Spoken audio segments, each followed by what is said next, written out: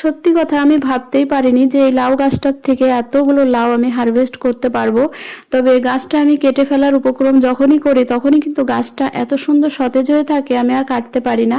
তো এখানে বিভিন্ন ধরনের চারা বসানো আছে, সেগুলো লাগানোর জন্য ইয়াসিনের পাপা বেডটা রেডি করছে। কারণ বেড রেডি না হলে গাছ লাগাতে অসুবিধা হয়। তো প্রথমে কি করলো, শুকনো গাছের ওই যে পাতা, তারপরে শুকনো ঘাস সেগুলো দিল, তারপরে মাটি, তাহলে মাটি কিছুটা কম লাগবে। আর মেন হচ্ছে ওই যে ঘাস পাতাগুলো দেওয়া হয় না, শুকনো জিনিস, সেগুলো না মাটির সঙ্গে মিশে পচে একটা জৈব সার তৈরি হয়। তো এই যে দেখো শশার চারাগুলো বেশ ভালোই বড় হয়েছে। আগের দিন এর মধ্যে থেকে শাকগুলো আমরা খুঁটে খুঁটে তুলেছিলাম। তো এখন গাছটা ফ্রেশ লাগছে।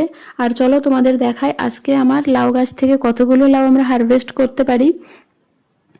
তো এখানে বিভিন্ন ধরনের গাছ রয়েছে। তো এই গাছের লাউ সত্যি খেতে খুবই মানে মজা আর কি, খুবই টেস্টি। তো এই লাউ গাছের মানে বীজও রেখেছি, সেখান থেকে আবার নতুন নতুন চারা বার করব। তো চলো, এই যে এই টবে আমি শাকের চারা বসিয়েছিলাম, ইয়াসিনের পাপা আবার এখানে শশার চারা বসিয়ে দিয়েছে, মানে কি বলবো, মানে একটার ভিতরে আরেকটা বসিয়েছে। চলো যাই হোক, একটা লাউ কেটে দেখাই তোমাদের। এই যে দেখো অনেকগুলো লাউ হয়েছে, আর লাউগুলোর সাইজগুলোও বেশ ভালো।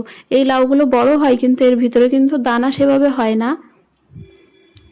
একটা হলো, আর ওর পাপা লাউ কাটছে আর খুশি হচ্ছে যে এইটুকু গাছে এতগুলো লাউ হয়েছে, মানে অসম্ভব একটা মানে ফলন গাছের আর কি। তবে আমার মা বলছিল এটা হাজারি লাউ হতে পারে, কিছু কিছু গাছ আছে এরকম ফলন দেয়।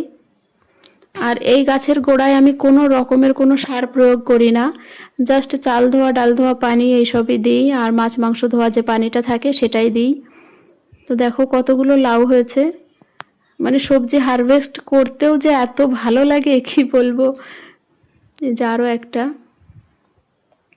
5টা লাউ হয়েছে, আরও আছে ছোট ছোট, সেগুলো দুদিন পরে যদি আমি কাটি তাহলে আরও 4টে হবে। আর এই যে গাছের টমেটো হয়েছে, এটা প্রথম টমেটো মানে এই যে হারভেস্ট হচ্ছে, কত সুন্দর কালার এসেছে দেখো।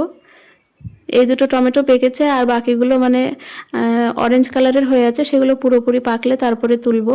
আর 3টে বেগুন,